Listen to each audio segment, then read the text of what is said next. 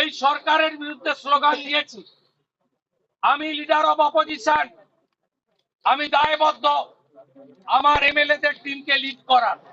আজকের বিজনেসকে আমরা অগ্রাহ্য করেছি, টুকরো টুকরো করেছি ছিঁড়ে, এবং আমরা সেটা উড়িয়ে দিয়ে 10 মিনিটের বিক্ষোভ করে বাইরে বেরিয়েছি।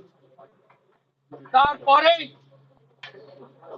আমরা যখন বিক্ষোভ বাইরে করছি, তখন আগে থেকে সাজানো প্লট অনুযায়ী বিরোধী দলনেতাকে টার্গেট করে অন্যান্য বিজেপির যারা সোচ্চার এমএলএ থাকেন তাদের টার্গেট করে, যারা কোশ্চেন অ্যান্সারে ডিবেটে ভালো পার্টিসিপেট করেন তাদের টার্গেট করে বিধানসভায় উপস্থিত না থাকা সত্ত্বেও বিশ্বনাথ কারককে সাসপেন্ড করেন। আর